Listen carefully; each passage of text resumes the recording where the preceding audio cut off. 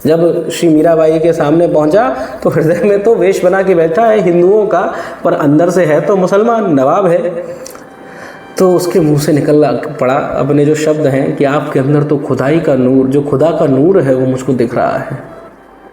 ऐसी इबादत, ऐसी मोहब्बत, जो ऊपर वाला है उसके प्रति आपके ऐसा भाव, ये तो मैंने देखा ही नहीं।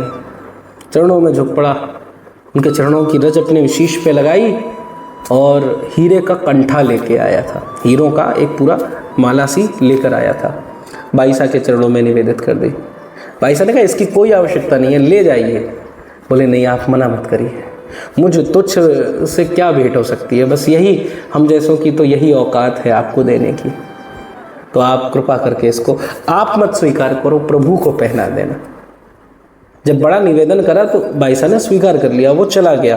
अब जब तक ये सब हुआ तब तक तो सब लोग थोड़ा सा हैरान थे, आवाक थे, पर धीरे धीरे लोगों को लगने लगा ये तो कोई म्लेच्छ लगा, ये तो लगा कि इसके मुंह से ये अल्लाह की इबादत, ये सब बातें, इसने तो हमारे मंदिर को अपवित्र कर दिया। ऐसे खुशबुसाहट होने लग गई और तीसरी तरफ से आवाज़ आई, अरे इसको पकड़ो, मारो मारो। जैसे ये बात आई, बाईसा ने सबको शांत कराया, क्यों मारो भाई, अरे ये म्लेच्छ था, यहाँ पे आ गया, हम सबको अपवित्र कर दिया। बाईसा ने कहा आप कोई न्यायाधीश नहीं है, और वैसे भी मंदिर में क्या जात पात का भेद, प्रभु तो सबके हैं, सबके अपने हैं। और अगर आपको संशय है, न्याय करना है, या लगता है कोई शत्रु था, तो इसके लिए आप श्री जी को जाके खबर करें। श्री जी माने राणा विक्रमादित्य को, उसको जाकर सूचना दें, वही जो उचित है वो करेंगे। ऐसा जब आदेश हुआ तो सब लोग शांत हो गए। अब विक्रमादित्य को जब ये सारी बात पता चली, बताने वाली भी बाईसा के द्वारा ही पता चला है, उनके ही जो सैनिक हैं, उनका जो परिकर है, उसने ही बताया ये सब बात। अब उसको सुन के राणा विक्रमादित्य तिलमिलाने लग गए। उदय कुंवर बाईसा के पास में पहुंचे, कहने लगे बाईसा देखो क्या हुआ है, आपको पता है आज? उदय कुंवर बाईसा बोली नहीं, हमें तो नहीं पता, क्या हुआ?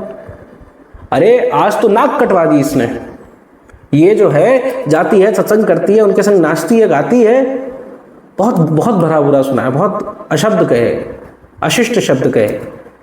और उसके बाद में कहने लगा आज तो हद ही हो गई, वहां सारंगपुर का नवाब आया और हीरो का हार देके चला गया। उदय कुंवर बाईसा जो वैसे मीरा जी के खिलाफ रहती थी, पर यहाँ थोड़ा सा बोल पड़ी कि इसमें तो कहीं ना कहीं हमारे प्रबंध की ही चूक है ना, कोई व्यक्ति भेष बदल कर आया, अब इसमें वो बाईसा क्या कर सकती है? सही बात भी है। अब आप सोचो, बाईसा जो है वो क्या कर लेगी भाई, आपका ही कोई मंदिर है, कोई आ गया, अब उसमें कोई कुछ नहीं कर सकता। अब ये तो राष्ट्र जो लोग है, जो नेता आदि है, जो वहाँ का राजा है, उसकी जिम्मेदारी है। पर विक्रमादित्य तो अपनी झल्लाहट में अंधा हो गया। एक वैद्य थे, उनको बुलाया, उनका नाम था दयाराम पांडे। तो दयाराम पंडा को बुलाया और दयाराम पंडा आए, उनसे बहुत भयंकर हलाहल विष मंगवाया। उसमें उस हलाहल विष को लेके आए, उसने एक सोने का कटोरा दिया उनके हाथ में, उस विष को उड़ेला और उनसे पूछा क्या इसको पीने के बाद मृत्यु निश्चित है? दयाराम बोले कि इसको कोई अगर चख भी लेगा तो उसके प्राण निकल जाएंगे। मुस्कुराते हुए राणा विक्रमादित्य ने कहा इसको ले जाओ मीरा के कक्ष में, भाविसा के कक्ष में, और कह देना कि जगन्नाथ जी का प्रसाद है। और उदय कुंवर बाईसा को भी भेज दिया। अब उदय कुंवरी जी का हृदय धीरे धीरे परिवर्तित होने लग गया। पहले तो उनको लगता था कि बाईसा बड़ी अशुभ हैं, इनके चक्कर में हमारे यहाँ सब अशुभता ही आ रही है, पर धीरे धीरे वो सोचने लग गई कि इसने क्या बुरा करा है। अगर सोचो तो ये अपना जीवन जीती है, प्रभु का भजन करती है, ना किसी का बुरा चाहती है, तो इसने कहीं ना कहीं हमारा कुछ बुरा तो करा नहीं है। ये सब मंशा थी। और जब जहर लेके पहुँचे, दयाराम तो बोल पड़े, मीरा जी के कक्ष में गए कि जगन्नाथ जी का प्रसाद आया। अब मीरा जी ने सुना जगन्नाथ जी का प्रसाद तो वो अत्यंत प्रसन्न हो गई और प्रेम भाव से श्री जगन्नाथ जी का जो प्रसाद आया है उसको अपने शीश पे लगाया और श्री गिरधर जी के सामने चौकी पे पधरा दिया कि इसको भी पाएंगे। तब तक श्री बाईसा ने तो तंबूरा हाथ में लिया और उसके बाद उस पर उंगली फेरते हुए सुंदर भजनों को गाने लगी। दयाराम भी उनको सुनकर स्तब्ध थे और आनंदित भी थे। और उदय कुंवर बाईसा का मानो श्री कृष्ण हृदय परिवर्तित कर रहे हैं। और इधर जैसे भजन विश्राम हुआ, चरणामृत पान के लिए मीरा के हाथ बढ़े, सोने का कटोरा हाथ में लिया और मुख में लगाने जा रही तो उदय कुंवर ने हाथ पकड़ लिया, बाईसा इसको मत पीजिए मत पीजिए। श्री मीराबाई जी की जो निश्चल शांत स्वरूप है, प्रेम पूर्ण नेत्र हैं, उनको देखकर उसका हृदय जो है उदयबाई का वो विगलित हो गया, वो पिघल गया। और वो तो कहने लग गई, मन ही मन सोचने लग गई, अरे उदा देख, तूने ना पति की सेवा करी, ना माँ की सेवा बन पाई, कोई सौभाग्य बन नहीं पाया, कोई अच्छा काम तूने करा नहीं, भगवान का भजन तो तूने करा नहीं, ना एकलिंग नाथ की तो ढंग से सेवा कर पाई है, जीवन के प्रपंचों में बीत गया। और हमने सुना है भगवान और भक्त एक ही होता है, ये तो विष पीने जा रही है, ऐसा जघन्य अपराध मैं करूँगी तो मैं जीवन भर अपने आप को क्षमा नहीं कर पाऊँगी, और मैं क्षमा करूँ तो क्या करूँ, वो भगवान, वो ईश्वर, वो दंड नियामक मुझे क्षमा नहीं करेगा। उदय कुंवर बाई साहब के हृदय में आया, मैं तो लोहा हूँ पर ये मीरा पारस है, ये मुझे अपने जैसा बना देगी। तुरंत उनके हाथ को पकड़ लिया, कहने लगे कि भाभी साहब आप मत पीजिए। क्यों? मीराबाई प्रश्न कर रही हैं। अरे ये तो जगन्नाथ जी का प्रसाद है। अरे जगन्नाथ जी का प्रसाद नहीं, विष है, जहर है। भाई साहब लाड़ करते हुए, अरे आप तो बावरी सी हो रही हैं, ये तो जगन्नाथ जी का प्रसाद है, लालजी साहब ने इतने प्रेम से भिजवाया है, तो इसको तो अब मैं पीऊँगी।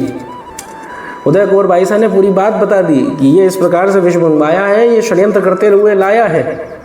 बाई साहब हंसने लग गई, कोई बात नहीं, अब वैसे तो लालजी साहब ने ये चरणामृत भेजा है या जहर भेजा है ये मुझे नहीं पता, पर मेरे श्री गिरधर लाल की चौकी पे ये आ गया है, उनके सामने ये आ गया है, उनका प्रसाद तो बन ही गया है, और अब इसको पिए बिना मुझे चैन नहीं पड़ेगा, इसीलिए इसका ग्रहण तो मैं करूँगी ही करूँगी, इसका स्वादन तो मैं करूँगी ही करूँगी। और श्री बाई साहब ने उस कनक कटोरे को लिया और एक एक करते हुए, एक पलक झपकते ही उसको पी गई, पंडा जी के सामने उसको दे दिया।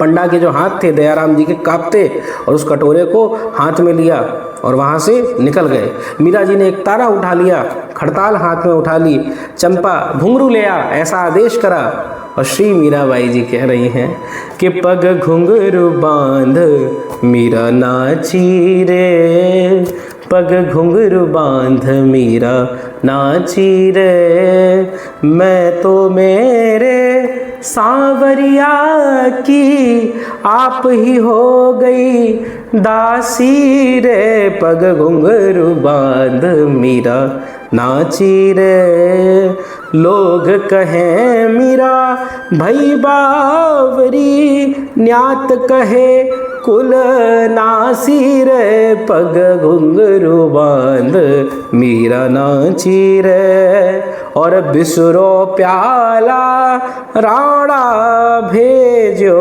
बिसरो प्यालो राणा भेजो, पीवत मीरा हासी रे, पग घुंघरू बांध मीरा नाची रे, मीरा के प्रभु गिरधर नागर, मीरा के प्रभु गिरधर नागर, सहज मिलो अब इनासी रे, सहज मिलिया अविनाशी रे, पग घुंघरू बांध मीरा नाची रे, पग घुंघरू बांध मीरा नाची रे, पग घुंघरू बांध मीरा नाची रे।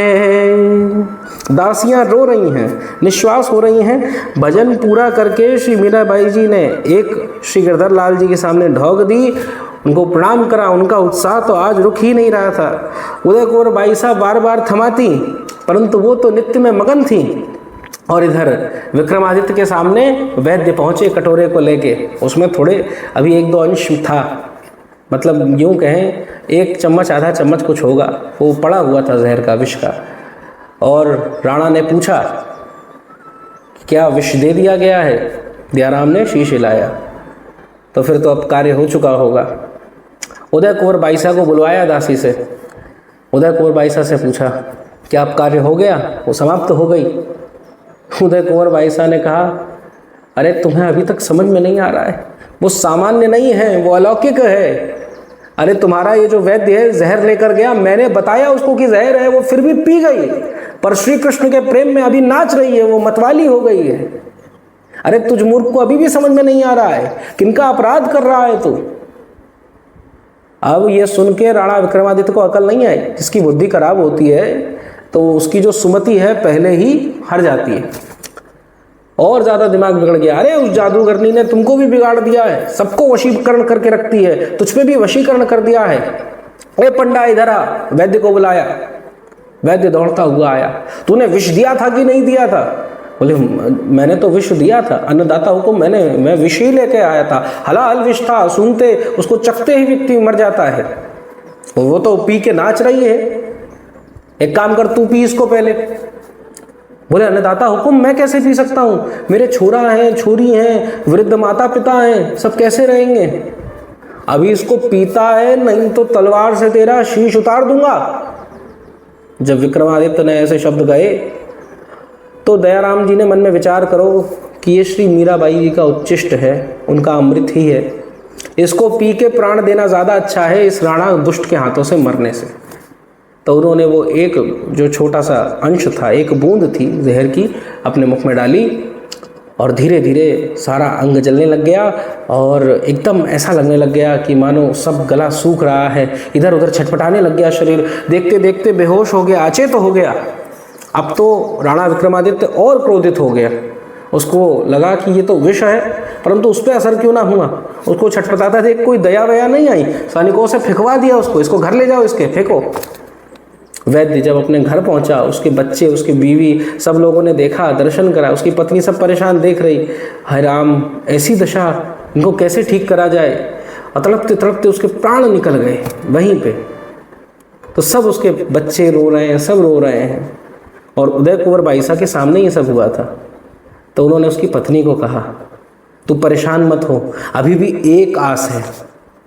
तू जानती है ना, चित्तौड़ में श्री भोजराज की प्रिय सखी श्री गिरधर लाल की प्रिय भक्ता जो रहती है, मेरताणी जी, श्री मीरा जी, उनके पास ले चलो। या बाईसा को विष दिया गया, विष देने वाला जो वैद्य था वो खुद मर गया, बाईसा ने उसको जीवित कर दिया। एक संत आता है, अपना जीवन नहीं बदलता है, पूरी सृष्टि को एक प्रकार से बदल के चला जाता है। नास्तिकता में जा रहे समाज को आस्तिकता की ओर ले आता है। यही संत का प्रभाव है, यही संत का तेज है।